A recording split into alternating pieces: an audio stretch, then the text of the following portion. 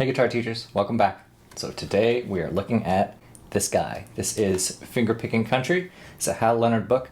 Looking through this, I'm not actually sure who did all these arrangements and put this book together. And I wish that I did know because I really like this book. So if I knew who did it, I would buy their other stuff. If you're watching this and this is your book, just put your name on your work next time, man. Oh, by the way, remember to like and subscribe and comment and all the YouTube things that I'm sure you're very sick of hearing by now, but they really do help. They really do matter to people like me. So yeah, again, I really like this book. I think it's great. There are some criteria for when I think it's good and who I think it's good for, of course, like any book. But when I need something like this is the book I go to. There are lots of fingerstyle country books out there, and this one's got a special place for me. So let's jump in, let's take a look, let's talk about who it's good for, who it's not good for, things you need to know going into it, all that type of stuff. First thing, this would be pertinent. Here's all the songs that are inside. And taking a look at this first song, I'm sure you can already kind of guess who this book is good for. And that is your student that's comfortable with maybe grade 2-ish classical pieces. Generally, my criteria for entry is that they make it at least most of the way through the Christopher Parkening method. That's my go-to, like, classical guitar method. And by the time they get to like the supplementary pieces section of that, they're more than able to handle this level of stuff. One thing that I very much appreciate about this book is that it has the vocal melody and the chords above each of the guitar parts. So it really helps lay the groundwork for, how these sort of things are actually put together. You have the vocal melody, you have the chords, and then here's what it looks like when you kind of put those together, some arpeggio patterns and stuff like that. It also helps you pick out things that maybe aren't the best in some of these arrangements. One of the ones that's on my mind right now, because I'm helping a kid work through this, is this I Walk the Line by Johnny Cash. Great song. So we can see right here the vocal melody comes in C, C, C, I, keep, But then in the guitar part, as you can see, and I've scribbled it out because it didn't make any sense, but there was C, C, C, C right here. Doesn't really make sense because the vocal part is rest C, C, C, and then in the guitar part there are 4 C's in a row.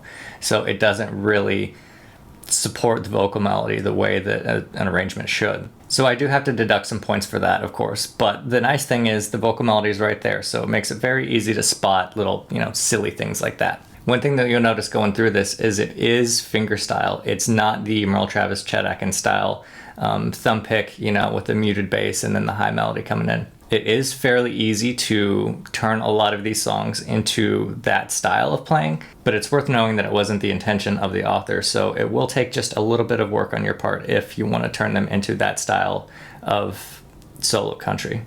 Another thing worth noting is that most of these melodies are simplified to a degree, and I think we can see that pretty easily with I'm So Lonesome I Could Cry. So if you have heard this song, you will know that it does not go hear that lonesome whippoorwill.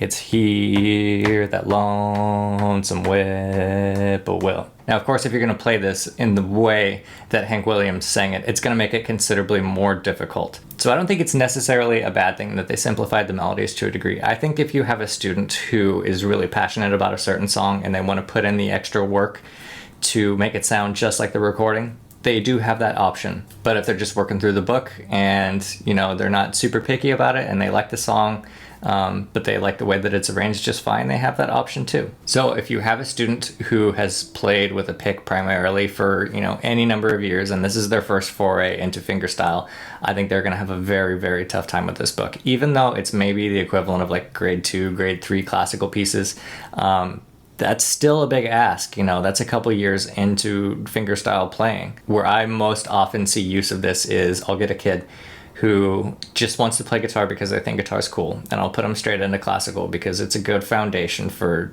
most all of the things that I want to teach them eventually. And then one day they come and, I find out that they really like country guitar. And at that point, they already have the foundation laid and they can jump into this book and it's great. And yeah.